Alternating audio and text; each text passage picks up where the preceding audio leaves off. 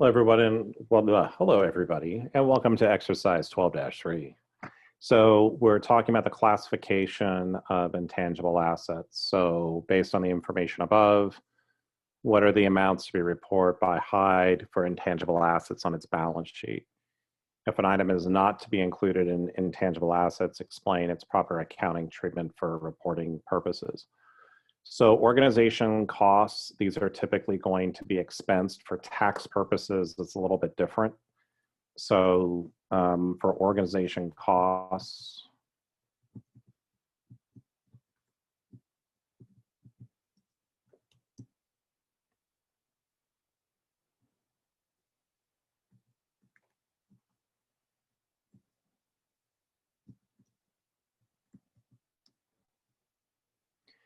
and then intangible. So with organization costs, we would just go through and expense this. For trademarks, this is an intangible asset. And so we would amortize this over the lesser of the legal life or the useful life. The discounts on bonds payable, this is a contra liability account. So we'll put this right over here. The next one over here, deposits with an advertising agency for advertisements to promote Goodwill. This would be prepaid. This basically over here would be a prepaid advertising expense. This is not something that's going to be an intangible asset because once the ad runs, it's done. The excess of cost over fair value of the net identifiable assets of an acquired subsidiary. This is also known as Goodwill, and Goodwill is going to be an intangible asset.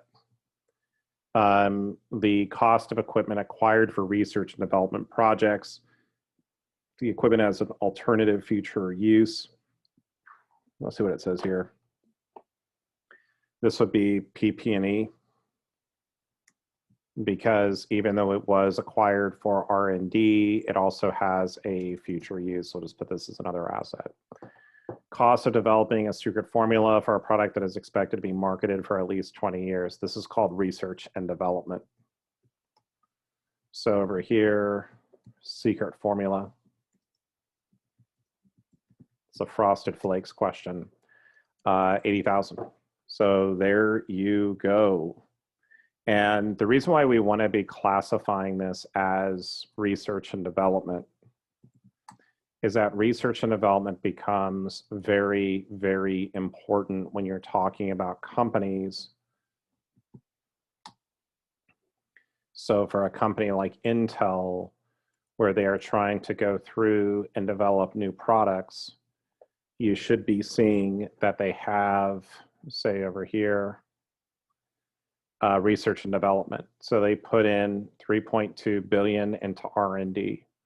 So that's a pretty significant amount of their earnings, and that's where it's really going to.